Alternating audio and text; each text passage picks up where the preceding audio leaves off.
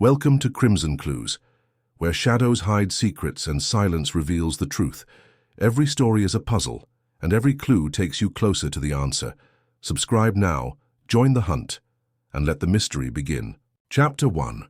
The Ancient City Calls. The letter arrived on a Tuesday morning in February, delivered to my accommodations in the White Haven Mansions, with the envelope bearing the precise handwriting I recognized so well. Even before I burst the seal, I recognized Poirot's signature script, with its painstaking flourishes and mathematical precision. My beloved Hastings, I am writing to you from the most intriguing of cities, where the antique and modern are in constant interplay. Cairo in winter has been quite beneficial to my constitution. The bronchitis that troubled me so seriously in London has completely evaporated in this beautiful warmth. But it isn't just the weather that has lifted my mood. A case of the most intriguing sort has presented itself, and I feel it will appeal to your sense of adventure, as well as your admiration for the complexity of human nature. I find myself in need of your consistent company and insightful views. Please, if your circumstances permit, catch the first available flight to Cairo. I live at the Pont de Roses in the Coptic Quarter. Madame Habib is the proprietor. Please bring your tropical clothing. Even in winter, the Egyptian sun commands reverence. Within 48 hours, I found myself on the P&O boat destined for Alexandria. My quickly packed valise, which contained little more than tropical apparel and a growing interest about what kind of mystery had brought my old friend to the ancient land of the pharaohs. Cairo in winter was a revelation. The fierce sun of July had given way to a golden warmth that seemed to embrace rather than assault, and the city pulsed with a different vitality than the languorous heat I had anticipated. The air conveyed aromas both familiar and strange: coffee, spices, the dusty smell of ancient stones, and beneath it all, the indefinable sense of a culture that had seen empires grow and fall. Poirot was living in a small pension in the old Coptic Quarter, known by the grandiose name Pension D. Rose. The structure itself was a lovely blend of architectural styles. Mamluk stonework supports Turkish balconies, all topped with a distinct European red-tiled roof. My acquaintance occupied a corner apartment on the first floor, with windows looking out across the tiny streets to the old towers of Coptic churches that loomed like sentinels above the crowded rooftops. "Ah, mon ami," Poirot shouted, as Madame Habib, the proprietor, led me into his presence. "How nice to see you. The sea cruise has been agreed upon with you. You appear to have had a good meal and a good night's sleep." Indeed, I found my friend in good spirits, though I was concerned that his typically clean look indicated recent illness. His collar, while still accurate, lacked the normal military tightness, and his movements were fragile, indicating a newly tested constitution. I admit, Hastings, that the English winter was too much for Poirot when we settled into chairs by the window. The bronchitis is a tenacious enemy, but look how the Egyptian air has revitalized me. Already the small grey cells act with their usual clarity. Despite being in temporary lodgings, the room mirrored Poirot's individuality. His limited items were placed with precise precision on the modest furniture. His glossy leather shoes stood perfectly poised near the bed. His brushes were aligned with military precision on the washstand, and even his little collection of books had been organized according to a method known only to their owner. "But you must tell me, Poirot," as I sat back in my chair with a cup of the delicious Turkish coffee Madame Habib had given, "what type of case has brought you to Cairo? Your letter was tantalizingly short." Poirot's eyes shone with the usual glimmer that suggested his professional interest had been fully piqued. "Mon ami, it is an extremely delicate topic. The Mother Superior of the St. Catherine Convent, an ancient and well-known establishment in the Coptic Quarter, has sought me. The good sisters are particularly concerned about certain abnormalities in their serene existence." He stood up and proceeded to the window, where he could see the tangle of short streets and flat-roofed dwellings stretching toward the Nile. She is well known for her collection of antique texts, which hold tremendous historical and religious significance. Sir Julian Markham, a prominent British archaeologist, has generously funded the library's renovation during the last year. His contributions have enabled the preservation of artifacts that would otherwise have disintegrated. I noticed a charitable initiative, but where is the difficulty? Poe answered the question I had asked myself, turning back to face me. Sir Julian is a highly regarded archaeologist. His work in the Valley of the Kings has earned him international attention. Nonetheless, he paused, his green eyes attentive. There are undercurrents, Hastings, tensions beneath the surface of this great philanthropic endeavor. The sounds of Cairo afternoon life filtered through the open window, including the clip-clop of donkey feet on cobblestones, the melodious chants of street vendors, and the distant muezzin's call floating across the old city. It struck me hard that we were in a place where the weight of history pressed in, where every stone could have witnessed dramas spanning countless generations. The convent is particularly intriguing, Poirot continued, built on roots dating back to the early days of Christianity in Egypt, but maintained with perfection, worthy of a Swiss clockmaker, the Mother Superior. She is a woman of exceptional intelligence and unwavering dedication to her profession. However, when she talks about Sir Julian, I hear a tinge of, shall we say, carefully controlled criticism. The afternoon light slanted over the room, creating geometric patterns on the old yet immaculate carpet. A clock in the building below chimed the hour with a glittering voice that seemed to reverberate through the eons. My friend seemed to have only begun to explain the intricacy of the situation that awaited us. In this city, where old religions and modern desires intertwined, where sacred and secular concerns frequently collided, it seemed natural for human nature to assert itself in predictable and unexpected ways. As the Egyptian evening began to paint the sky in tones of amber and gold, I became eager to learn what mysteries were within the tranquil walls of St. Catherine's Convent. Chapter 2. Sacred Ground and Secular Problems. The next morning, Poe and I made our way through the labyrinthine lanes of the Coptic quarter, guided by the lovely chiming of church bells that seemed to come from everywhere. As we got closer, the St. Catherine Convent became more visible. The aged limestone walls rose above the surrounding buildings, followed by the antique wooden gates studded with iron, and eventually the quiet courtyard beyond, where fountains played among meticulously maintained plants.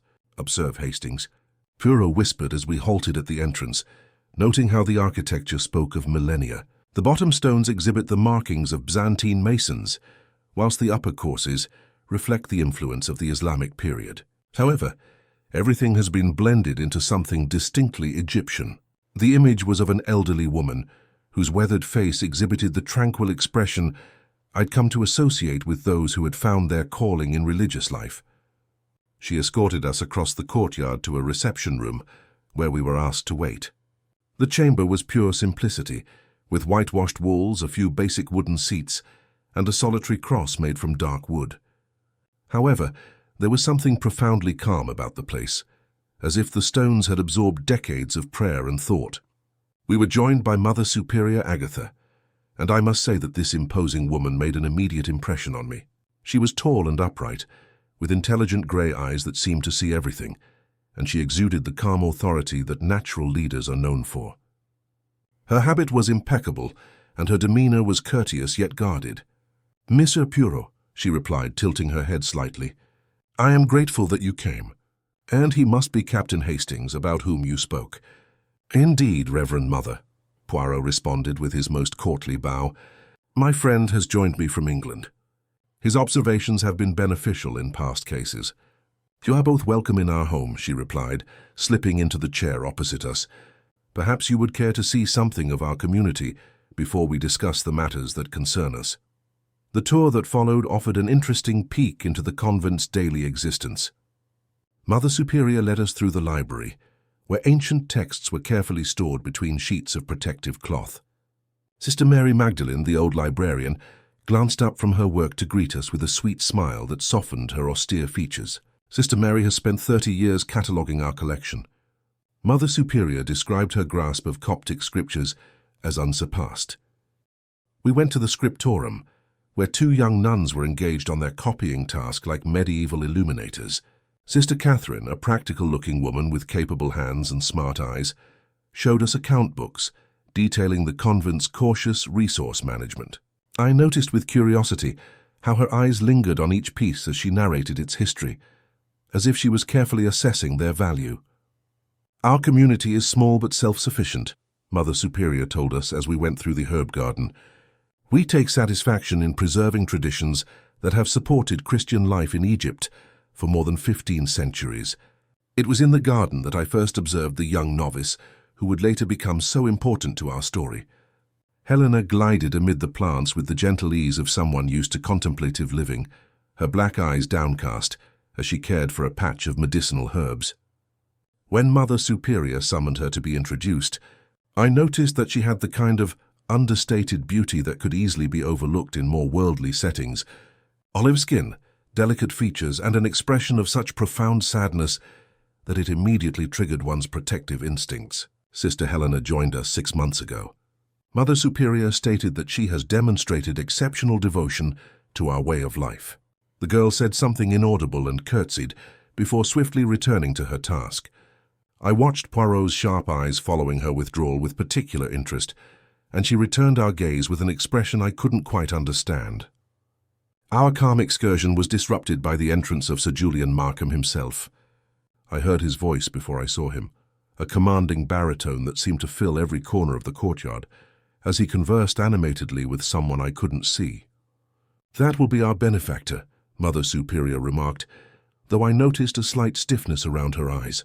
"Sir Julian has been quite generous in his assistance for our library refurbishment."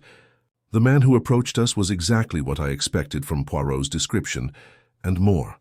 Sir Julian Markham, tall and distinguished with silver hair and the dominating demeanor that comes from a career of power, carried himself with the assurance of someone whose word is rarely questioned. His clothes was costly and well-tailored, but it showed the practical adjustments of a man who spends a lot of time in dusty excavations. "Mother Superior," he exclaimed enthusiastically, "I hope you have reviewed my proposition regarding the eastern limit. The preliminary surveys continued to reveal intriguing prospects just beyond your barricade." Mother Superior's mood shifted gradually but unmistakably. Her spine stiffened slightly, and when she spoke, her voice retained a coldness that had been lacking moments before. "Sir Julian," she announced, "we have visitors today. May I introduce Monsieur Hercule Poirot and Captain Hastings, who are interested in our manuscript collection?" Sir Julian's gaze switched to us with the natural civility of a man used to social occasions. "I'm delighted to meet you both. The convent is a fascinating location. Some of the documents here are extremely precious, though I must admit that contemporary preservation procedures could significantly extend their longevity." Mother Superior said calmly, "The methods that have preserved these manuscripts for centuries appear to be quite adequate." "Oh yeah, certainly," muttered Sir Julian, dismissively waving his hand. "But, you know, science progresses. We can't just rely on tradition when innovation can be preferable." The tension in the air was evident now, but Sir Julian looked unaware of it.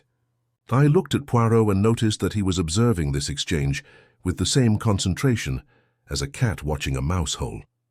"Speaking of progress," Sir Julian continued, "I do hope you will reconsider my request about the excavation permits. The land just beyond your eastern limit holds incredible archaeological promise. My ground-penetrating radar investigations reveal structures from the early period of Christian settlement. Consider the historical significance we may unearth, as well as the destruction we may do in the process."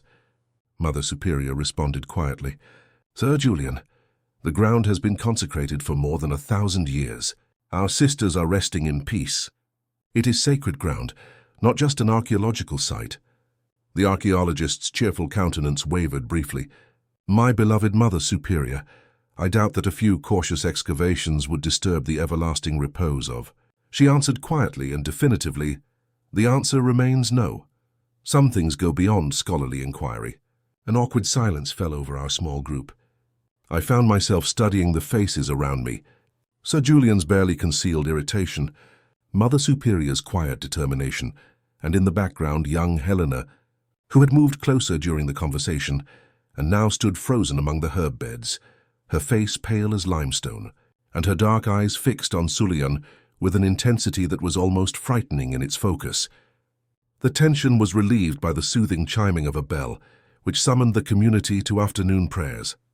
As the nuns began to file past us toward the chapel, I observed that some of them sent worried glances our way, while Sister Catherine paused for a moment, her keen eyes shifting from Sir Julian to Mother Superior with calculated evaluation.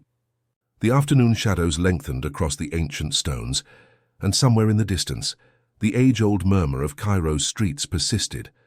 However, within these tranquil walls I sensed currents of antagonism, that went beyond simple conflicts over archaeological licenses. As we prepared to depart, promising to return for evening vespers, I couldn't help but wonder what secrets lied beneath the well-kept surface of this hallowed sanctuary. Chapter 3. Vespers and Venom. Evening descended over Cairo with the rapid certainty of tropical twilight, colouring the convent's ancient stones in shades of amber and gold. Poirot and I had accepted Mother Superior's invitation to attend Vespers, the most solemn of the day's offices, when the community gathered to say their final prayers before nightfall. The chapel of St. Catherine was a marvel of understated beauty. Byzantine arches rose overhead, their curves softened by centuries of candlelight and incense. Icons looked down from the walls with expressions of eternal compassion, their gold leaf capturing and reflecting the flickering flames of scores of votives. The air itself seemed thick with devotion, laden with the prayers of countless souls seeking solace within these walls. "Observe, Hastings," Poirot muttered as we took our seats in the visitors' section, "how the building itself stimulates reflection. Notice how the eye is drawn upward, away from earthly concerns and toward higher considerations." The people filed in with quiet precision, their habits rustling quietly against the ancient stone floors. I counted about 20 nuns in total, ranging from the old sister Mary Magdalene, who moved with the deliberate dignity of her age, to many young novices who had not yet taken their final vows. Among the latter, I noted Helena, her pale face almost brilliant in the soft candlelight, and Sister Catherine, whose practical demeanour remained unchanged even in this religious atmosphere. The service itself was held in the ancient Coptic language, with unfamiliar cadences that added to the sense of mystery and timeless ritual. Mother Superior led the responses with a clear voice that carried through the vaulted area, and the community responded in harmony. Even without knowing the words, I was affected by the obvious sincerity of their devotions. During the ritual communion preparations, I became aware of the important prop in the catastrophe that would unfold. The silver chalice was a work of remarkable beauty, Byzantine craftsmanship, if I remember correctly, with delicate engravings that depicted the story of Christ's Passion in miniature tableau around its circle. Sister Catherine approached from a side chapel, carefully placing it on a small table draped in white linen near the altar. Sir Julian took a seat close and murmured to me, "A most beautiful piece. I'd estimate the 4th century. The craftsmanship is truly remarkable. Such pieces are priceless." Several nuns cast disapproving glances at his commentary during the sacred service, but Sir Julian appeared unconcerned. His gaze was fixated on the chalice with the professional interest of someone used to assessing ancient relics. As the service progressed, my focus shifted to the ritual usage of incense. Helena had been assigned this task, and I watched with increasing excitement as she proceeded through the church with measured steps, swinging the elaborate censer in precise arcs that sent scented clouds drifting upward toward the vaulted ceiling. The smoke created almost hypnotic patterns, weaving intricate spirals in the chapel's still air. Yet something about her demeanour bothered me. Her usual demeanour appeared strained, and I noticed her hands trembling slightly as she guided the censer through its predetermined movements. When she passed by Sir Julian, the smoke appeared to waver in its steady pattern, causing momentary eddies that caught my attention. Sister Catherine, who was stationed near the altar, had a great view of the entire incense ceremony through a small window that connected the chapel to the sacristy beyond. Poirot, it turned out, had also noticed this. His green eyes followed Helena's movements with the concentration that indicated his professional interest had been piqued when she finished her circuit and returned the censer to its position near the altar. He leaned closer to me. He mumbled, "The patterns created by the incense smoke are particularly interesting. Air currents in enclosed locations communicate their own stories to those who pay close attention. Consider how the smoke travels differently when disturbed by a rapid movement."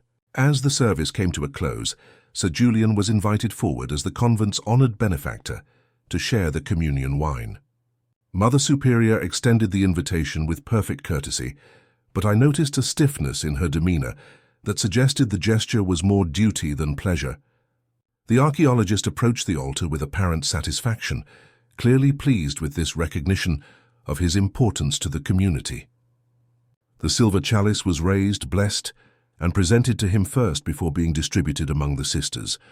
I watched as he drank deeply, then returned the vessel with a slight bow before retiring to his seat.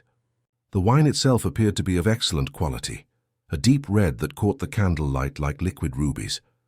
I observed that Helena's eyes never left the chalice during this portion of the service, her face bearing an expression of such intense concentration that it seemed almost inappropriate for the solemnity of the moment.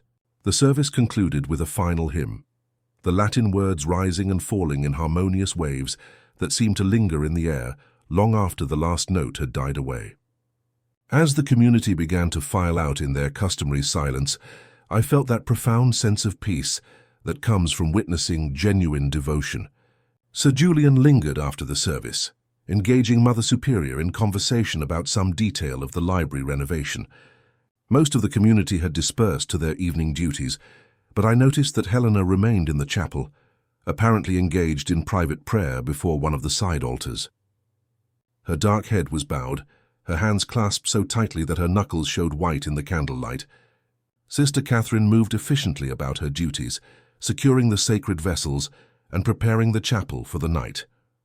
I observed her careful handling of the silver chalice, noting how she cleaned it thoroughly with blessed water before carrying it toward the sacristy. Her movements were practiced and methodical, speaking of long familiarity with these evening rituals. A most moving service, I remarked to Poirot, as we prepared to take our leave. "Indeed, mon ami," he replied thoughtfully, though I confess that my attention was drawn as much to the participants as to the ritual itself. Human nature. She reveals herself in the most unexpected moments, particularly when souls believe themselves unobserved. We bid farewell to Mother Superior and made our way back through the darkened streets to our pension. The evening air was soft and warm, filled with the distinctive sounds of Cairo after dark. Distant music, the clip-clop of late donkey carts, the murmur of conversations from darkened doorways. Yet as we walked, I found myself thinking of the scene we had just witnessed, particularly of Helena's trembling hands and the strange patterns traced by the incense smoke. Little did I realize that within the hour, the peaceful sanctuary we had just left would be transformed into a scene of horror, and that the silver chalice which had seemed so beautiful in the candlelight would become forever associated with death and deception. Chapter 4. Death in the Garden. The urgent hammering upon our door came at precisely 11 say, shattering the peaceful silence that had settled over the Ponong de Rose. I started from my chair, where I had been reading by lamplight, and saw Poirot emerge from his bedroom, his hair uncharacteristically disheveled, but his eyes immediately alert. "Mon Dieu," he muttered, reaching for his dressing gown. Such urgency at this hour can mean only one thing. The messenger proved to be a young Coptic priest, his robes hastily thrown over what appeared to be nightclothes, his face pale with distress. His English was heavily accented but comprehensible. "Please, you must come quickly," he gasped. "The convent, there has been a terrible tragedy. Mother Superior, she sends for Mizzy Poo with greatest urgency." We dressed with all possible speed and followed our guide through the narrow moonlit streets. The contrast between the peaceful evening we had experienced earlier and this midnight summons was stark and unsettling. As we approached the convent, I could see lights blazing from windows that should have been dark at this hour, and the sound of agitated voices drifted over the ancient walls. The gate stood open itself, an unprecedented breach of the convent's strict routine. In the courtyard, several Egyptian policemen moved about with the somewhat aimless activity of men confronted by circumstances beyond their usual experience. Their leader, a thin, nervous individual who introduced himself as Inspector Mahmoud, greeted us with obvious relief. "Monsieur Poe, alhamdulillah, thank God you're here. This is most terrible business, most irregular. We have never before had such trouble in the religious quarter. What exactly has occurred?" Poirot inquired, his voice crisp despite the lateness of the hour. "Murder, Mansour, the English archaeologist, Sir Julian Markham. He's dead, poisoned, we believe, found in the cloister garden perhaps an hour ago." Mother Superior approached us from the direction of the chapel. Her usual composure maintained, despite the obvious strain of the circumstances. In the lamplight, her face appeared drawn and older than I had remembered from our afternoon visit. "Monsieur Poirot," she said simply, "I am grateful you have come. This is a tragedy beyond our understanding. Tell me, Reverend Mother, exactly what has transpired." Sir Julian remained after Vespers to review manuscript classification matters with Sister Catherine and myself. We finished our business around 10:01, and I personally led him to the garden gate, as is customary with evening visitors. He indicated that he planned to take a little walk through our cloister garden before leaving. He had often admired her bedding and stated that the nighttime air helped him clear his mind after a long day at work. She paused, her hands clutched tightly in front of her. Sister Catherine proceeded to secure the chapel at precisely 11:12 a.m. after finishing her final responsibilities. She discovered the body. Inspector Mahmoud motioned toward the garden. If you study the situation, Monsieur, you will see that we have not disrupted anything, as you have requested in past cases. The cloister garden created a scene that was both lovely and awful. Moonlight flowed across the arched doorway, creating beautiful patterns of light and shadow on the meticulously maintained beds. The fountain in the center continued to murmur, seemingly indifferent to the horror that had occurred close. Sir Julian lay alongside one of the herb beds, his distinguished features distorted in the undeniable rictus of an agonizing death. His evening attire was disheveled, and his hands were clawed as if he had fought an unseen enemy. The silver chalice we had seen sanctified and used at Vespers hours earlier lay beside him, glinting in the lamplight. Poirot, most intrigued, mumbled as he kneeled next the deceased, trying not to disturb the scene. "Hastings, take note of the chalice's position. It has fallen at a perfect angle, indicating that it was dropped from his hand as he collapsed." I studied the vessel more closely. A small amount of dark liquid remained at the bottom, and even from a distance, I detected an acrid odor that cut through the lingering sweetness of the evening's incense. "The communion wine?" I inquired. "So it would appear," Poirot said. "Yet notice how the staining patterns suggest it was not simply wine that our unfortunate Sir Julian consumed." Inspector Mahmoud moved anxiously. "The Mother Superior is undoubtedly our first target for questioning about the quarrel this afternoon. It was witnessed by multiple people, which is bad, but we must follow the evidence." I noticed Mother Superior tense at his remarks, but her countenance remained calm. "I understand your position, Inspector. I will submit to whatever questions you deem necessary. But first," Poirot said smoothly, "maybe we should investigate the scene more thoroughly. The secrets of a crime are frequently hidden in aspects that are not immediately apparent."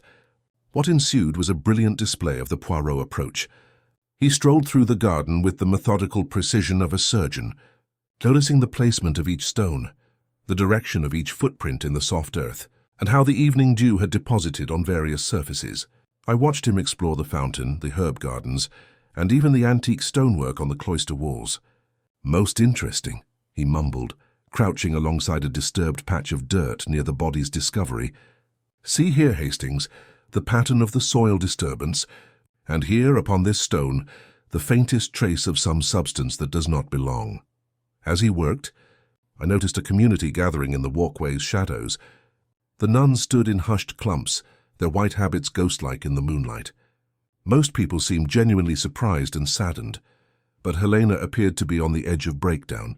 She wavered slightly as she stood, and when Inspector Mahmoud addressed a question to the group, she made a little cry and sank to the stone floor in a dead faint. Two of her sisters rushed to help her, and she was transported to the infirmary. Poe seemed to take great interest in this episode, his emerald eyes tracking the small procession till it vanished. "The shock," Mother Superior said gently. "Sister Helena is sensitive by nature.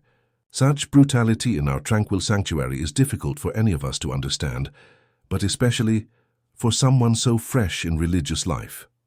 Poirot agreed. "Yet tell me, Reverend Mother, during the Vespers service this evening, who was responsible for the incense ceremony?"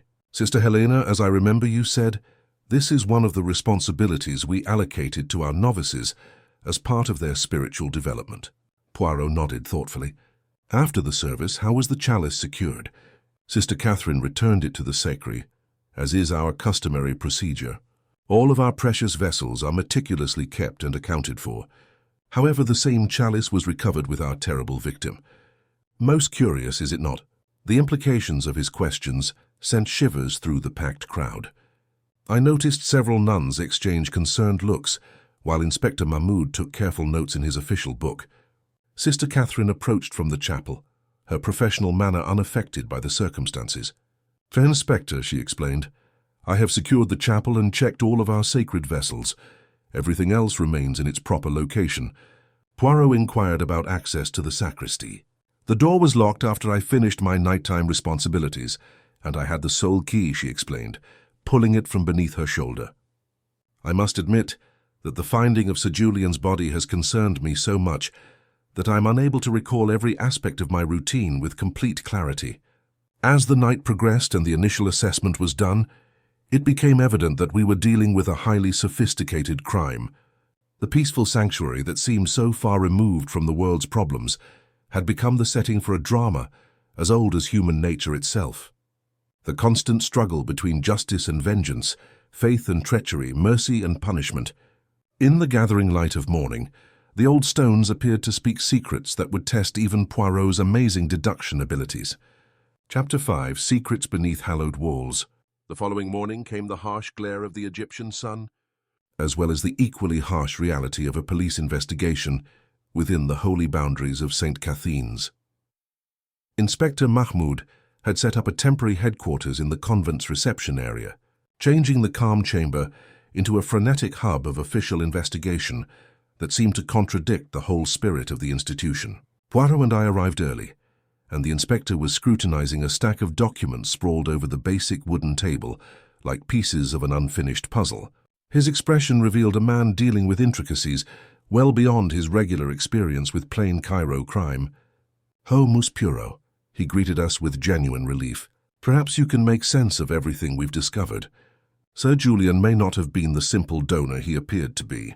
The documents before us offered an intriguing story.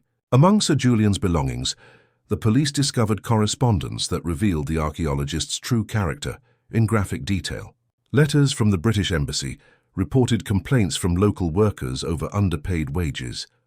Communications with several Cairo shopkeepers revealed a pattern of disputed bills and violated promises. Most ominously, there were several messages from Egyptian families requesting information about their daughters who had gone missing after working as domestic slaves for Sir Julian. "A man of questionable character, it would seem," Poirot noted, perusing a particularly damaging letter from a local imam. "Tell me, Inspector, what have you learned of his domestic arrangements?" "Very irregular, Monsieur. He lived in the European area, but our research indicates that he spent a significant amount of time in the city's native quarters. There are stories about young women, promises made and broken, and families abandoned in poverty and shame."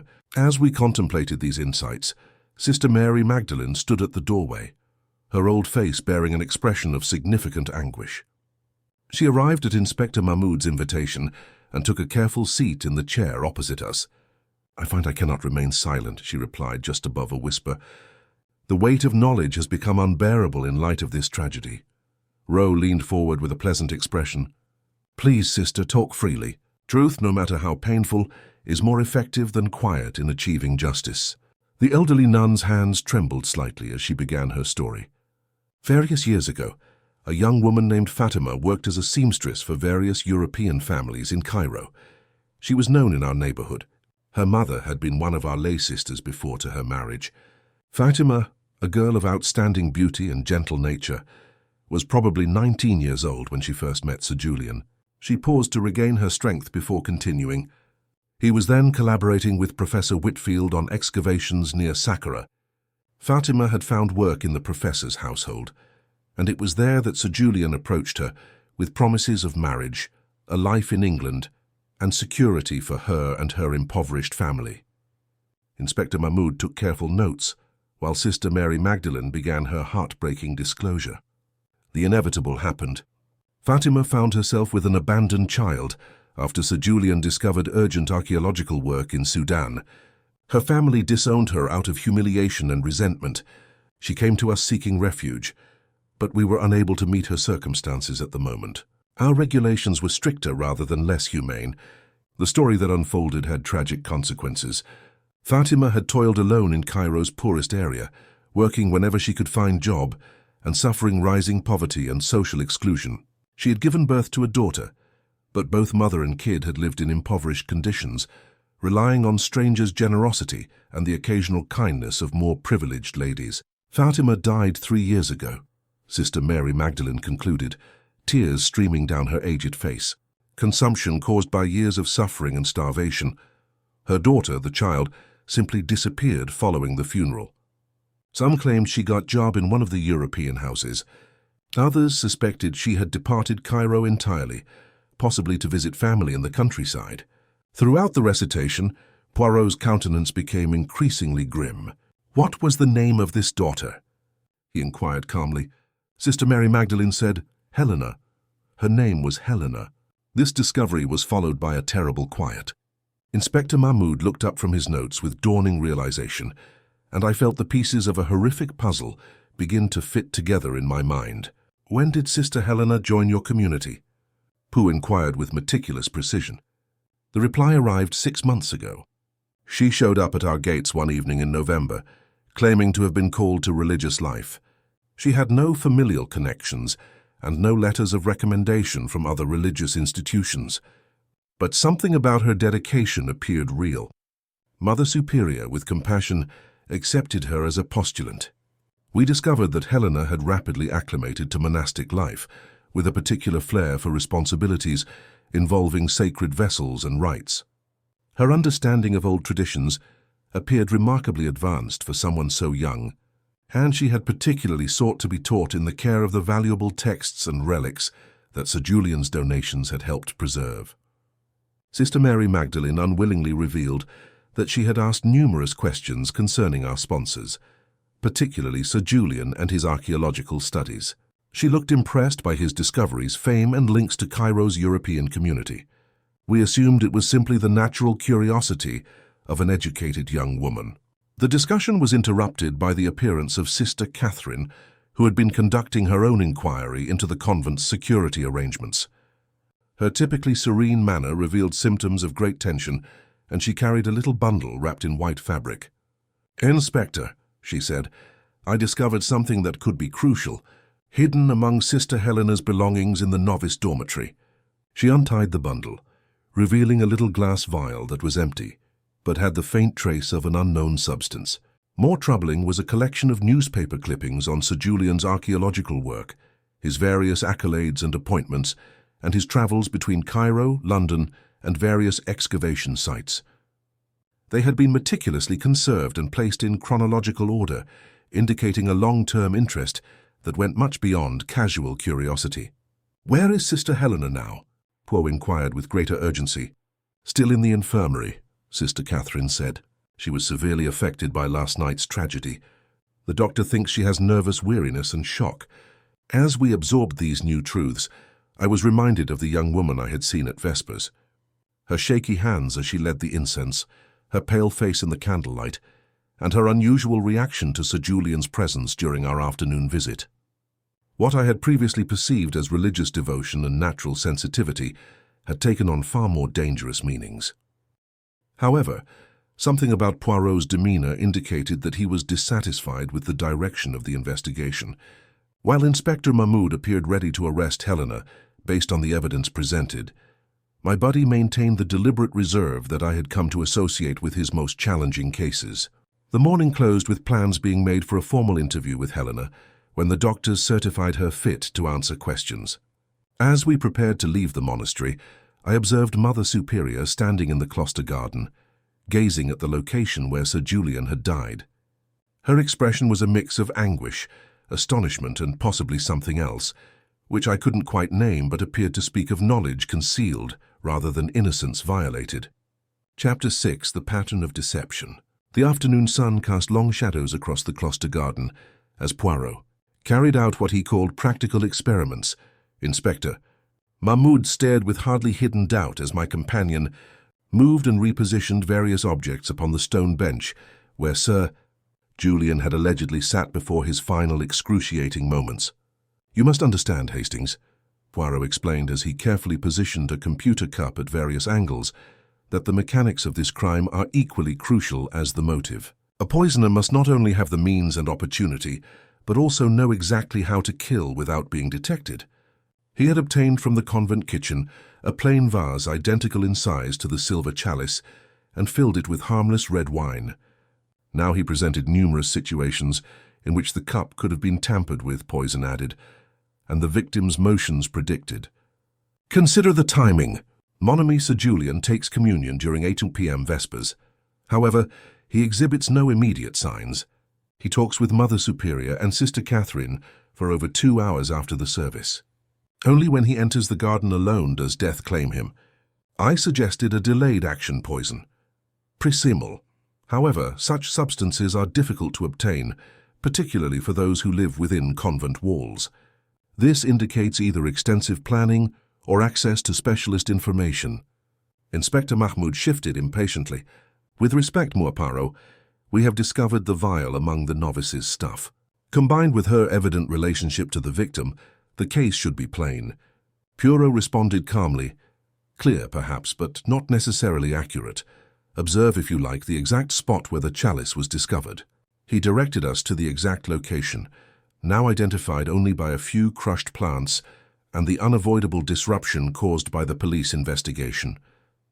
Kneeling by the herb garden, he indicated various characteristics that had escaped my prior notice. See the pattern of the spilled wine. Take note of how it splashed upon this particular plant. And this is the impression left by Sir Julian's body when he fell. Most instructive, although perhaps not in the way we expected. What ensued was a brilliant display of Poirot's methods. Using his little cup and innocuous wine, he imagined several scenarios for Sir Julian's final days. Sometimes the cup landed cleanly, other times it rolled beneath a nearby bench. The patterns of spilling varied greatly, depending upon the particular circumstances of the victim's collapse. When activated, the poison worked quickly, Poirot mused.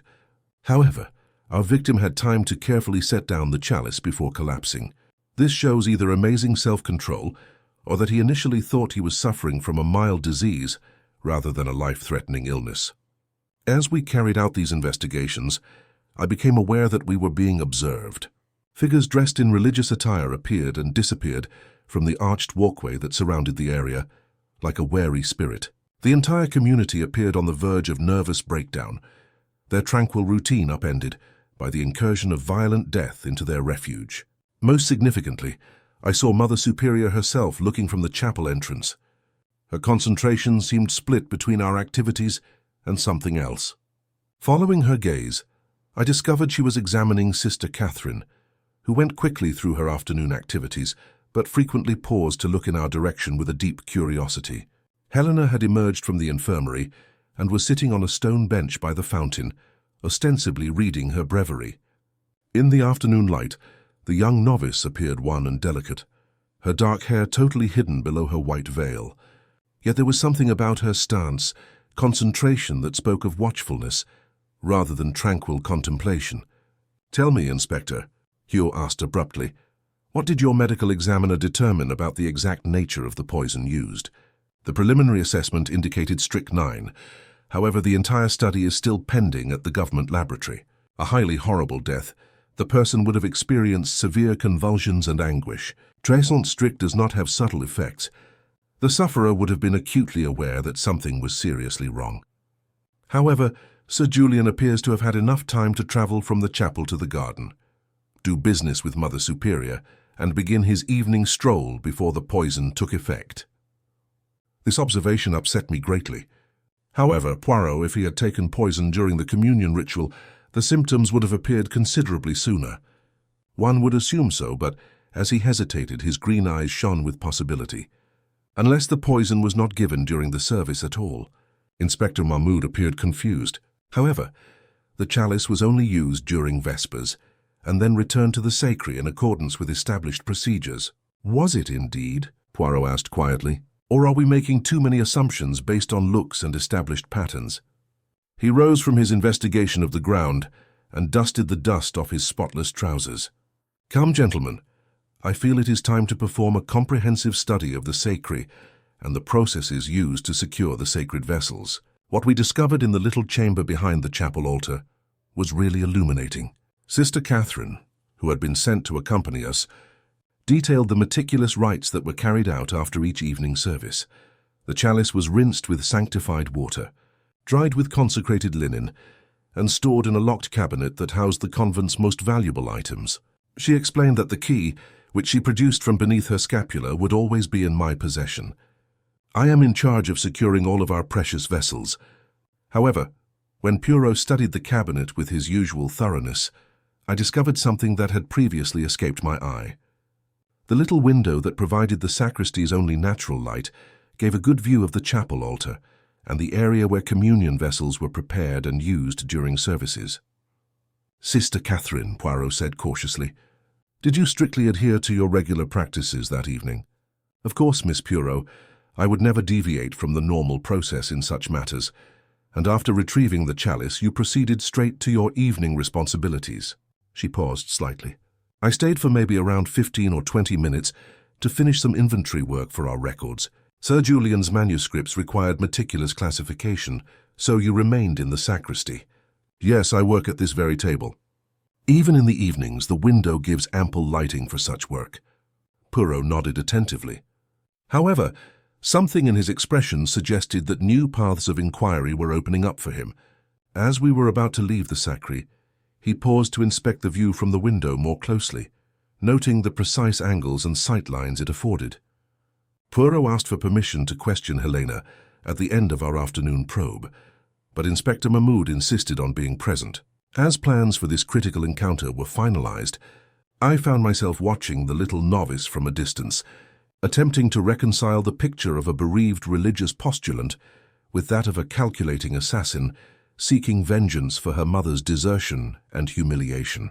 The shadows lengthened across the ancient stones, and somewhere in the distance, the ceaseless rhythm of Cairo's evening prayers began to spread throughout the city.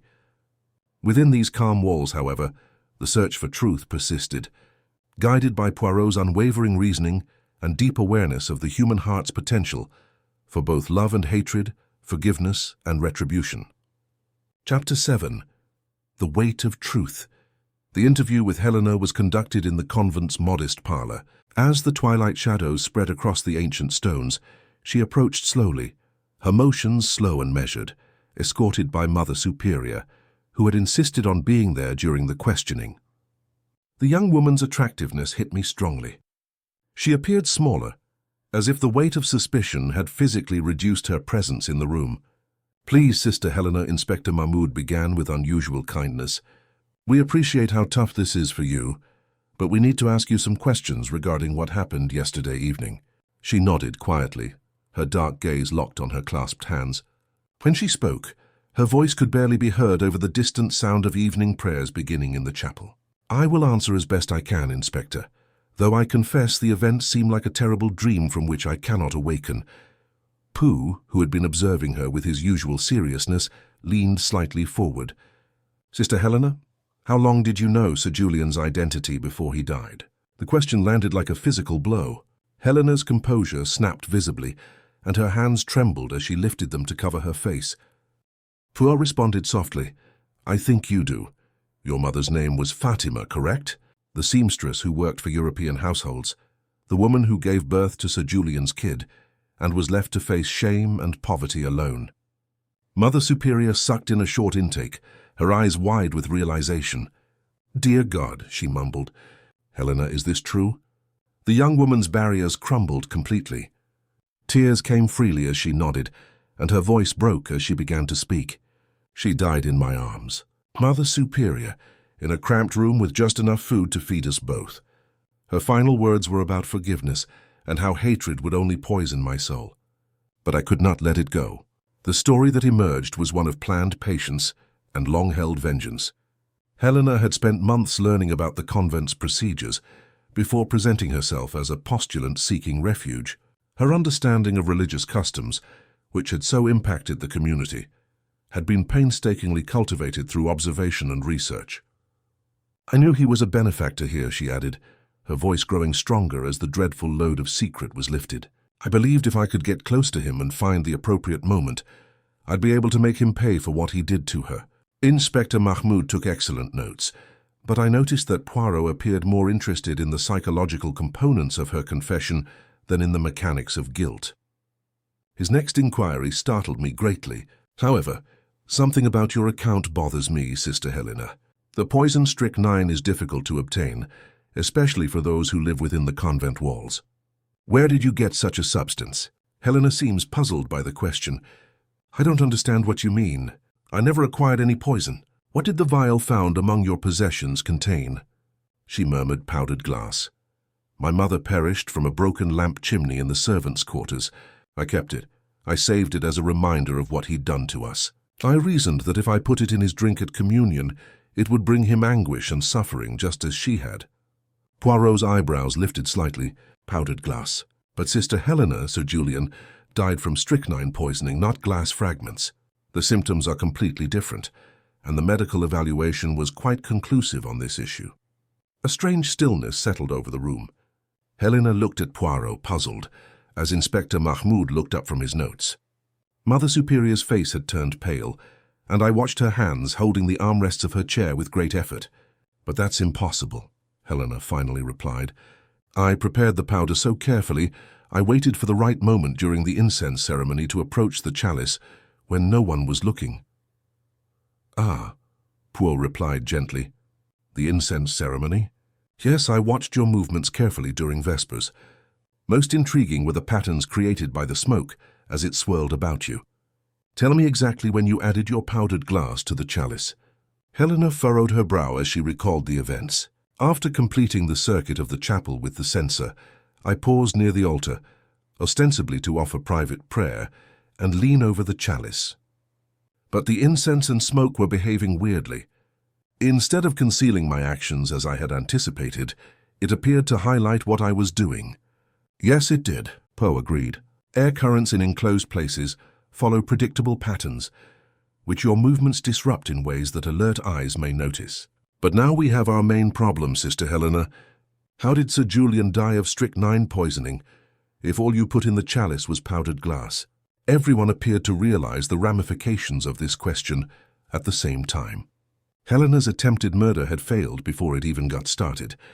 The powdered glass would have been easily apparent in the wine and could not have caused the symptoms that killed Sir Julian. Someone else had injected the strychnine, which ultimately killed the archaeologist. But if Sister Helena isn't the murderer, who is? Inspector Mahmoud asked slowly.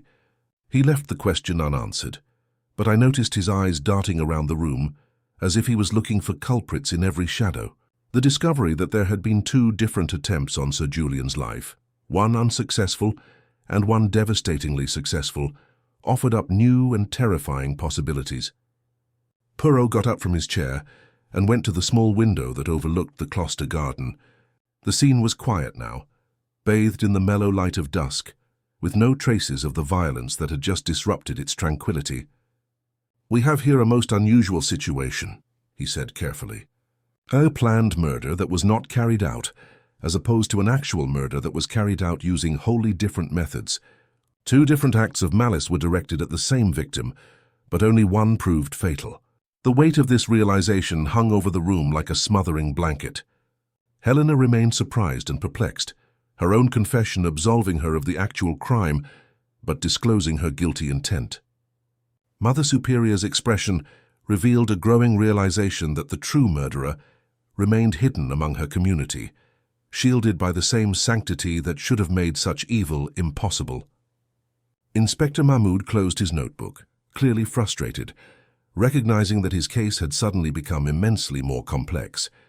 Within the tranquil walls of St. Catherine's Convent, beneath the mask of Christian kindness and devotion, lurked a killer whose identity was as obscure as the old mysteries buried in the surrounding desert sand.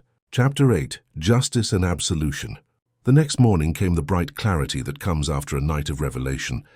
The atmosphere inside St. Catherine's Convent remained thick with unresolved tension. Poirot had requested that everyone in the town congregate in the main hall, an uncommon occurrence that highlighted the gravity of the issue. The hall was a magnificent chamber, with a vaulted ceiling supported by columns that had seen centuries of monastic activity. Morning light shone through lofty windows, creating geometric patterns on the weathered stone flooring, where generations of nuns had walked in contemplation and prayer. Today, however, the sacred space served a more practical purpose, as Poirot prepared to reveal the truth about Sir Julian's death. Inspector Mahmoud had positioned himself near the entrance, his hand nervously resting on his notebook, as if documentation alone could provide some protection from the complexities that had emerged. Mother Superior sat with quiet dignity in the front row, flanked by her senior sisters, with the younger nuns and novices occupying benches behind her. Helena, pale but composed, sat slightly apart, no longer a member of the community, but not yet formally charged with any crime. "Madame," Poirot said, his voice ringing clear through the vaulted space, "we have gathered this morning to discuss a tragedy that has shaken the very foundations of your peaceful sanctuary. Sir Julian Markham's death was not a simple crime of passion, nor was it the straightforward act of revenge that it first appeared to be. He moved to the center of the hall, commanding attention with his compact figure and sheer force of personality. We now know that Sister Helena, motivated by justified rage over her mother's abandonment and death, attempted to harm Sir Julian. Her method was primitive but born of desperation. Powdered glass was mixed into the communion wine during the Vesper service. The nuns took a collective breath in. Several people crossed themselves automatically, their faces horrified at the violation of their most sacred ritual. However, as we learned yesterday, Sister Helena's attempt failed before it could succeed. Powdered glass in wine would have been immediately detectable, and the symptoms of such poisoning are entirely different from those that actually claimed Sir Julian's life. Strychnine, not glass fragments, was the actual cause of death. Poirot paused, allowing this information to settle before continuing.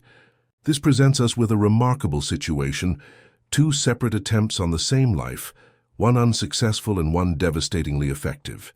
The question that remained was who administered the strychnine that actually killed Sir Julian. Inspector Mahmoud cleared his throat nervously. "Miss Poirot, surely the evidence still points to the Mother Superior, the public quarrel, the authority within the convent." "Ah, but you see, Inspector, that is precisely where our reasoning has been flawed," Poirot replied with a gentle shake of his head. "We have assumed that the poison was administered during the communion service, when in fact the timing of Sir Julian's death suggests something quite different." He moved toward the group of senior nuns, his keen eyes studying each face in turn. "Consider the sequence of events. Sir Julian partakes of communion at approximately 8:05. He conducts business with Mother Superior and Sister Catherine until nearly 10 p.m, showing no symptoms of distress. Only when he ventures alone into the garden does the poison take effect.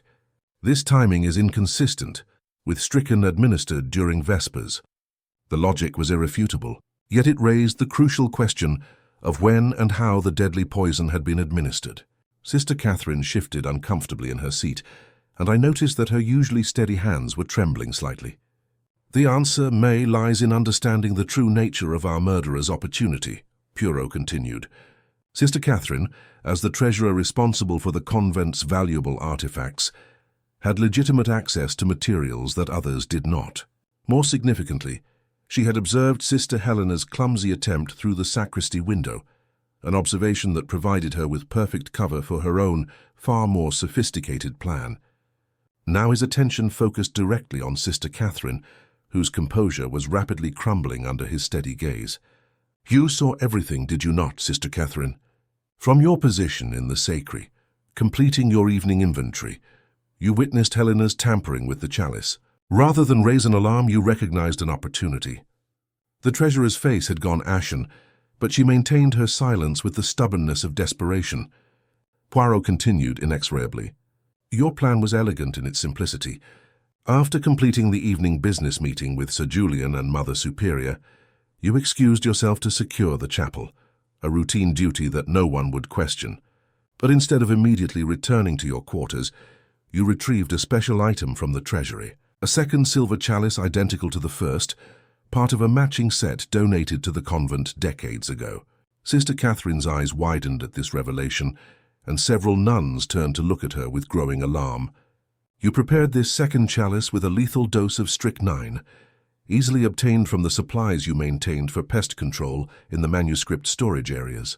The poison dissolved in a small amount of wine would be virtually undetectable in the ornate silver vessel."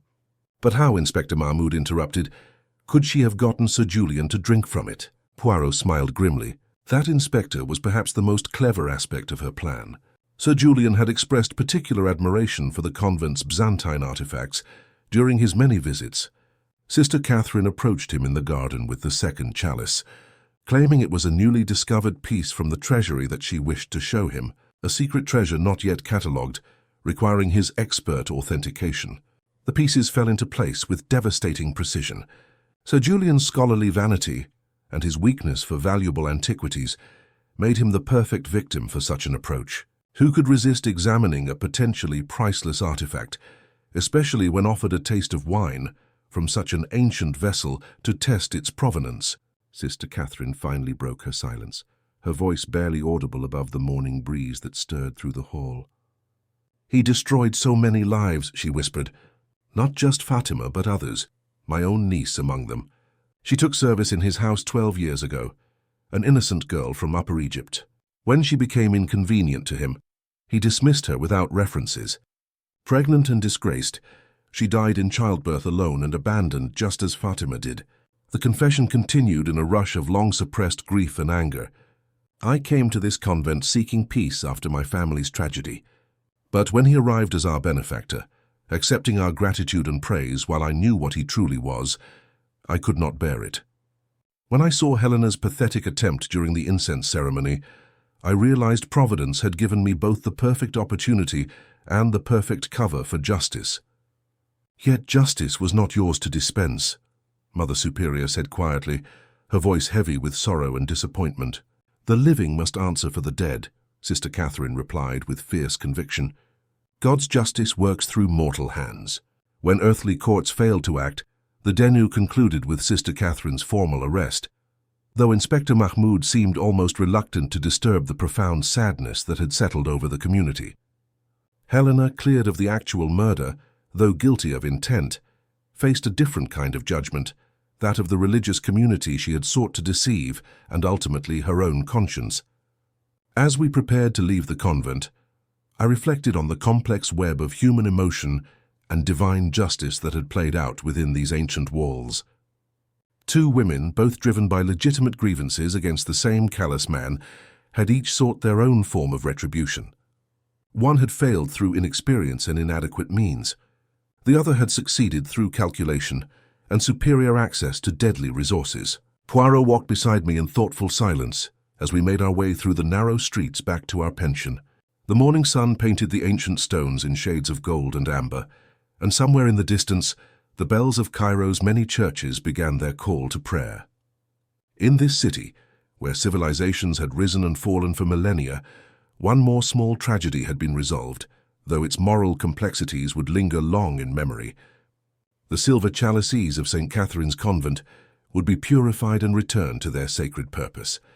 But the stain of their misuse would remain as a reminder that even within the most hallowed spaces, human nature retains its capacity for both profound evil and desperate justice.